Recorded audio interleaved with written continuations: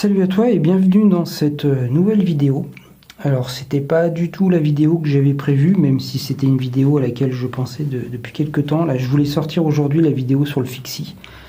Sauf que comme d'hab j'ai fait des boulettes et je me suis trompé en commandant certaines pièces dans la précipitation. Donc les pédales je les ai pas prises à la bonne taille.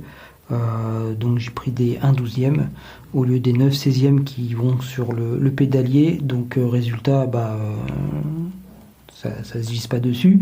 Et la chaîne, j'étais focus sur une chaîne rose, je voulais absolument une chaîne rose, donc j'ai commencé à chercher et j'ai trouvé sur un site de BMX, mais sur le coup j'ai pas réalisé, mais c'était une 90 maillons, donc beaucoup trop petite pour un vélo de ville ou même un vélo de course, où là on va prendre des chaînes, en général elles font 112 ou 114 maillons, même si on en retire une partie, elle a 90 maillons, c'est beaucoup trop petit, il manque une bonne dizaine de centimètres, donc voilà, j'ai tout recommandé. Enfin, les pédales je vais aller les chercher ce week-end, la chaîne elle est en cours de livraison, voilà, donc c'est l'occasion, je fais cette petite vidéo sur les produits que j'utilise lorsque je restaure un vélo. Donc ça peut servir aussi sur l'entretien, hein, ça revient exactement à la même. Mais moi voilà, c'est ce que j'utilise au quotidien. Alors il y aura d'autres marques possibles que je n'ai pas encore testé, que je testerai. En attendant, je vide les stocks que j'ai parce que c'est quand même, pour certains produits, ça coûte quand même assez cher. Donc j'essaierai d'autres choses plus tard, je vous ferai des retours si vous le souhaitez, mais voilà, pour l'instant je tourne avec ça. Alors pour le démontage, on a besoin d'une chose, c'est un dégrippant. Moi bon, je suis sur WD-40 parce que j'avais acheté toute la gamme, j'en avais profité pour récupérer la gamme vélo, etc., pour les tester. L'inconvénient, c'est vrai que WD-40 c'est quand même pas donné, mais c'est efficace, ça fonctionne, ça marche très bien. Celui-ci est vraiment bien avec le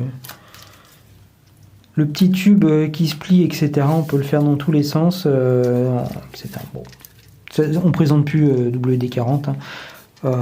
Il y aura d'autres marques, moi j'utiliserai après, quand ça sera vide, j'utiliserai d'autres marques, mais j'utilise ça. Ensuite, pour le nettoyage, en dégraissant, je prends le Chanticleer. Il en existe deux, donc là c'est au bicarbonate de soude et il existe aussi au savon de Marseille. Je préfère la version bicarbonate parce que le savon de Marseille, il y a du savon dedans et lorsqu'on nettoie avec, enfin il reste du savon, il faut bien rincer derrière, etc. C'est pas agréable, je trouve, donc je préfère celui-ci. Les deux sont super efficaces pour dégraisser, c'est vraiment le top. En dégraissant, il existe aussi ce genre de produit. Ça marche bien, Decathlon en fait aussi, etc. Sauf que ça part très vite. Donc si tu restaures régulièrement des vélos, c'est pas super économique. On a aussi les produits marque. Je sais plus où il est là.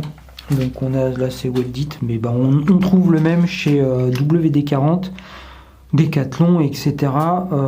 Ça revient au même que ça, sauf que ça va être 10 €, ça c'est 3,50 €. Donc moi, comme je nettoie beaucoup de vélos, il n'y a pas photo, j'utilise celui-ci. Bien sûr, un peu d'eau pour rincer. Du vinaigre ménager, bon là c'est vide, mais ou du vinaigre même classique, hein, en bidon de 5 litres ou ce que tu veux. Super efficace pour la rouille. Ça peut être couplé avec du bicarbonate ou de l'acide citrique. Alors je l'ai beaucoup fait au début, mais au final tout seul c'est aussi très efficace. Donc voilà, ça me fait des dépenses en moins, même si c'est pas trop cher, ça me fait des dépenses en moins. Ensuite, comme beaucoup de produits, je l'utilise plusieurs fois, je le filtre dans un filtre à café pour retirer tous les petits dépôts, les trucs, etc. Donc la couleur va changer, il va devenir plus foncé, mais voilà, je l'utilise plusieurs fois. Du pétrole pour dégraisser. Donc là, voilà, je m'en suis servi plusieurs fois, mais il a été filtré, donc il n'y a quasiment pas de dépôt. Si on filtre pas, en fait, il y a toute la graisse qui tombe au fond. C'est pas toujours terrible. Donc ça, pour dégraisser, moi je laisse 24-48 heures, c'est pas gênant. Contrairement au vinaigre, alors un petit point sur le vinaigre, pas plus de 24 heures parce que sinon, en fait, le vinaigre va retirer la rouille, retire de la matière. Donc si le métal est bien attaqué par la rouille, le vinaigre va aussi attaquer le métal si on le laisse trop longtemps. Et en fait, ça va avoir l'effet inverse que ce que l'on veut. Donc ça va fragiliser le métal qui va rouiller plus facilement, qui va pas être beau, etc. Donc attention, quelques heures, mais pas plus de 24 heures, et bien de l'essuyer après et le nettoyer. Moi, ce que je fais souvent, c'est dans le pétrole pour dégraisser. Je mets ensuite dans le vinaigre pour retirer s'il y a de la rouille. Et après, je le remets un coup dans le pétrole. Et après, je nettoie bien, j'essuie, etc. Et comme ça, au moins, ma pièce est correcte. L'acétone, bon, alors là, c'est un solvant. On peut dégraisser aussi avec, mais bon, ça sent assez fort. Je crois qu'il y en a peut-être sans odeur. Mais je m'en sers surtout pour tout ce qui va être autocollant sur un vélo ou sur tout ce qui est colle de boyau. Donc ça, c'est très efficace, ça marche très bien. Sur la peinture, on fait attention parce que ça peut faire partir la peinture, ça peut l'abîmer. Donc on teste avant d'utiliser. Comme tous les produits, de toute façon, si on n'est pas sûr, on prend une petite partie de ce qu'on veut nettoyer et on teste dessus et on voit l'effet. Après, pour faire briller, alors on ne présente plus le Belgum, donc chrome et alu. En ce moment, j'utilise celui-ci que j'avais eu sur un des fournisseurs, mais je ne suis pas super convaincu. Le Belgum marche très bien. Par contre, les contenants, c'est vraiment de la merde. Quand il en reste un petit peu pour récupérer au fond, c'est vraiment la misère. Et je trouve que c'est trop liquide. Celui-ci aussi est trop liquide. Après, pour le faire sortir, quand il ne reste pas beaucoup, il est quand même beaucoup plus pratique. Mais ça reste liquide, ce qui fait que c'est pas évident de vraiment cibler, ça va couler, etc. On en fout un peu partout. Donc la prochaine fois, j'achèterai un truc en tube avec une pâte, ce qui sera peut-être beaucoup plus pratique. Voilà. Donc le Belgum, pareil, chrome alu. Pour moi, si on doit en prendre un, ça sera chrome. Spécialement, on peut faire la même chose sur l'alu avec le chrome. Hein. Donc je l'ai déjà fait, ça marche très bien. Donc, voilà, donc pour moi, bon produit, mais texture pas terrible et les contenants pas terribles non plus. Voilà. Pour le cuir, j'utilise l'huile de pied de bœuf. Alors, ouais, désolé, c'est de la graisse animale. Mais pour hydrater le cuir, c'est quand même ce qui se fait de mieux. Et ce que je l'utilise aussi pour toutes les pièces en plastique noir qui finissent par blanchir. Je mets dessus, j'essuie avec un chiffon et franchement c'est top, ça lui redonne de l'éclat, il redevient noir, etc. C'est vraiment le top. Après, on peut utiliser n'importe quelle graisse, hein. Moi j'utilise celle-ci. Pour la rouille, j'utilise aussi du Frustol. Alors ça donne une super patine, c'est un super produit. Ça protège bien, ça donne un brillant aux pièces et tout, j'adore.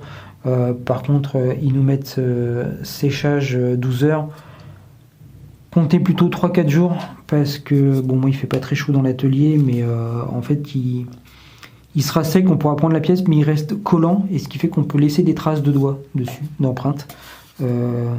Voilà, donc de préférence, moi j'en mets sur mes pièces et je passe à autre chose. Je nettoie, je retire la rouille pour certaines, etc. Ou toutes les pièces dont j'ai pas besoin de mettre de vernis, et je m'en occupe pendant que ça sèche. Voilà, ou j'attaque un autre vélo, ou je fais tout à fait autre chose. Ensuite, pour essuyer, alors des chiffons sales quand les pièces sont pas vraiment nettoyées, pour vraiment retirer le plus gros avant de les faire tremper, et des chiffons comme ça propres pour les essuyer. Ça c'est des chiffons qu'on trouve dans tous les magasins de bricolage, ça coûte pas trop cher, ils sont par lot. Ils peluchent pas beaucoup, ils sont vraiment très bien. La laine d'acier, donc pareil, on peut le coupler avec du belgum, enfin des matières comme ça. Pour le chrome, les alus, etc. Pour redonner du brillant, pour retirer les points de rouille. C'est top. J'utilise aussi la paille d'acier. Je vous mets la photo parce que là j'en ai plus, faut que j'aille en acheter. Pareil, je l'utilise quand c'est bien rouillé ou pour nettoyer les bandes de freinage sur les jantes. C'est vraiment top. Ensuite, j'ai ça. Alors ça c'est pas mal parce que bon, c'est pour nettoyer les rayons. Tout, on peut faire glisser, voilà. Donc une petite brosse comme ça, c'est pas mal pour nettoyer. J'ai aussi ça. Alors je m'en sers pour nettoyer les roues libres entre les pignons, des trucs comme ça. Les brosses sont pas terribles, mais voilà. Bon, je m'en sers quand même. C'est pas assez rigide pour moi. Pour vraiment nettoyer quand c'est vraiment dégueulasse, aller dans les petits coins, en fait ça va se tordre, c'est pas le top, mais bon voilà, je l'ai acheté.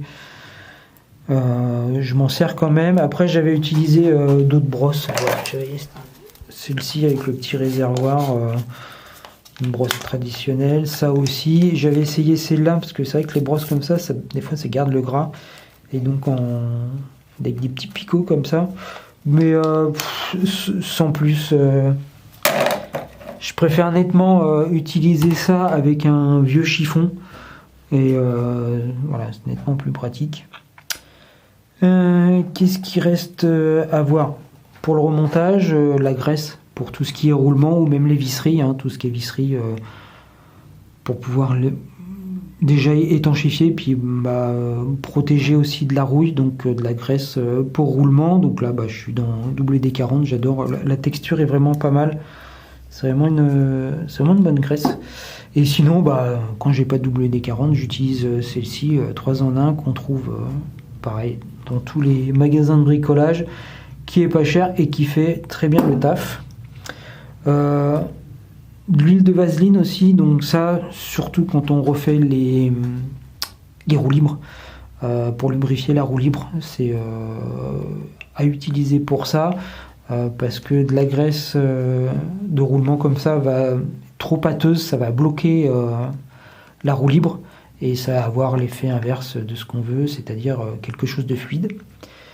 Et de la graisse, de l'huile, du lubrifiant pour les chaînes.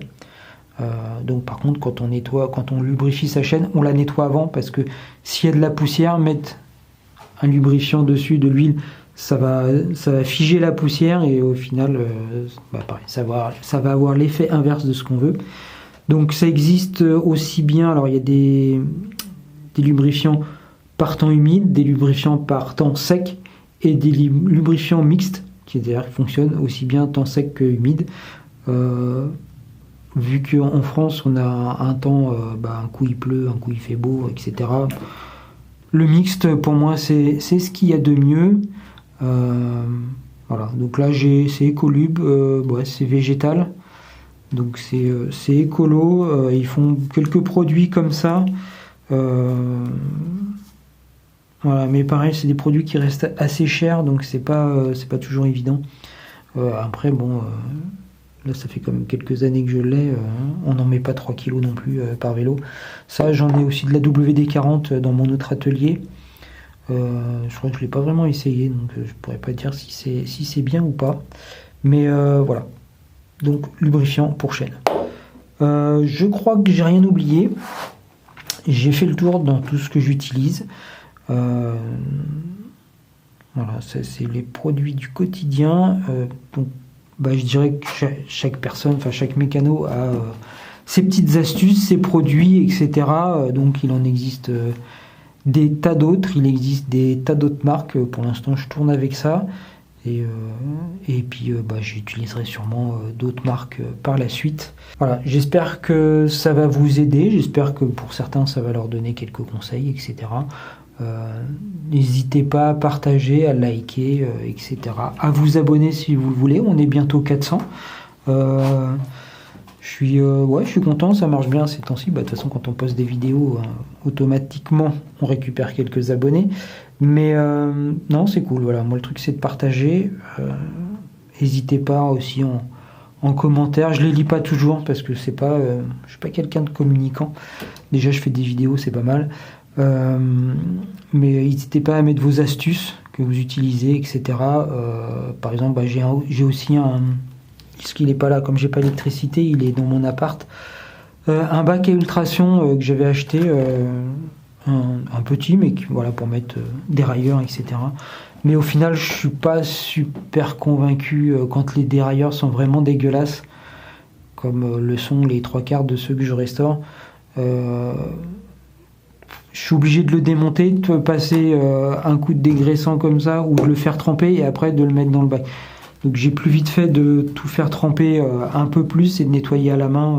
Voilà. Donc je l'utilise plus. Voilà. Donc ça marche très bien, mais pas pour ce que je fais et je suis pas plus convaincu que ça. Je préfère par exemple préparer mes bacs où je vais mettre dans le pétrole un vendredi.